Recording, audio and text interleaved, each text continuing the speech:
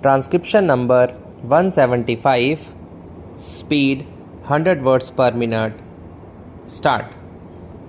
The Employees Provident Fund scheme was introduced by an ordinance in 1952. Later, an enactment came, and in the early stages, the scheme was made applicable only to 6 selected industries which were supposed to have the capacity to pay. Now, of course, more than 60 industries are covered by the Employees Provident Fund scheme. But the Act gives the appropriate government certain powers to exempt certain factories from the operation of the Employees Provident Fund scheme. Thus, the employees in a particular industry are governed by more than one Provident Fund scheme. As is obvious, frequent changes in the place of employment take place, and a worker who is today employed in an exempted factory may in due course join a factory where the Employees Provident Fund scheme under the Act is applicable. Then he faces a lot of difficulties in the transfer of his funds from the exempted scheme to the statutory scheme. It is therefore time that the government did away with exemptions altogether.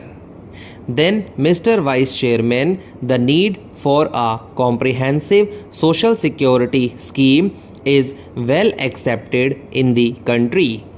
The Government of India some 10 years back appointed a working group headed by Mr. V.K.R. Manson, Director of the Regional Office of the ILO in New Delhi. That working group went round the country and produced a comprehensive scheme for social security, and the recommendation was that the employees' state insurance and the employees' provident fund schemes should be merged into one social security scheme, which would also be able to give workers unemployment benefits and old age pension.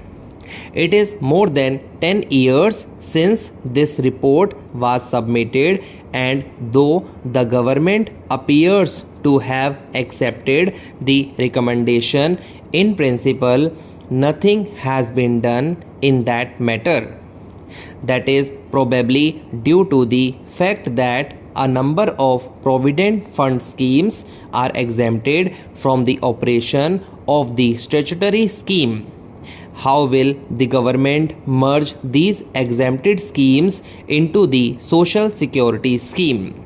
So, if the government are serious about merging the employees' state insurance and the employees' provident fund schemes, it is time that they did away with exemptions. It appears that the Government of India have granted exemptions where under the law they had no power to do so. That is a wrong trend, and I must voice my protest against this. Then, Mr. Vice Chairman, the management of the Employees Provident Fund by the trustees needs a great deal of improvement. Now, under this scheme, some 30 lakh workers contribute. Some of them contribute 6% of their meager wages, others contribute 8%.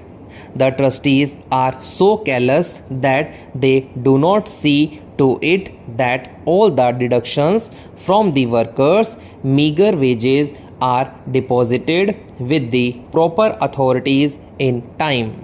The result is that lakhs and lakhs of rupees deducted from the workers' wages as their contribution to the provident fund schemes are not deposited with the provident fund authorities or appropriate authorities. The employers are allowed to convert the workers' savings into their working capital. It is the business of the administration, it is the business of the trustees to see that every rupee deducted from the workers is deposited with the appropriate authorities within the time limit laid down under the rules. What we find is that there are penal provisions, but those penal provisions are not enforced and employers are allowed to convert workers' savings into their capital. That is highly undesirable. It is also harmful to the workers because unless the money is deposited with the provident fund authorities, workers' accounts do not show the contributions deducted from them. The result is that in some cases where the regional directors of the provident fund scheme are honest and straightforward, they issue to the workers their account slips without showing the amount due from the employers.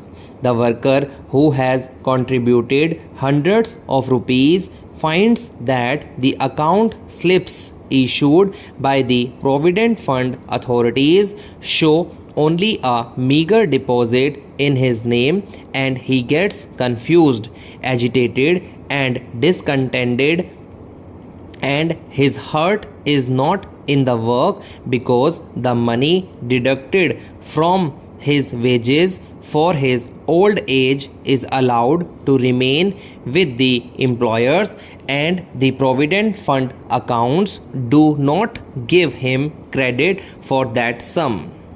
Where the regional directors and regional accounting officers are not so honest, they do not issue account slips to workers for years together, and the worker is kept in the dark about the size of his amount in his provident fund merely because the employer has not contributed the worker's share and his own share is with the provident fund authorities.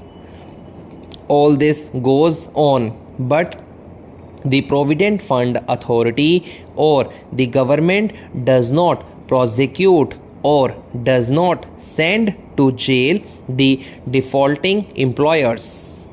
The provident fund scheme was introduced to give the worker a sense of security, a sense of feeling that something is being collected for his old age and his children. At 3 p.m. on Saturday, on the decision arrived at by the cabinet, I sent a cable to Washington to say that we would propose to the International Monetary Fund that the rupee should be devalued in the manner that we decided on. I wanted at that time to inform our neighbors Ceylon and Pakistan of our decision to make this proposal to the International Monetary Fund. But I could not very well do it on Saturday because Saturday was a business day, and I thought, in view of the great delicacy, the secrecy attaching to this particular matter, that the earliest time when I could send a message safely to our neighbors was Sunday morning. On Sunday morning, therefore, I dispatched 2 telegrams, one to the Ceylon government and the other to the Pakistan government, informing them that we were making this proposal to the International Monetary Fund.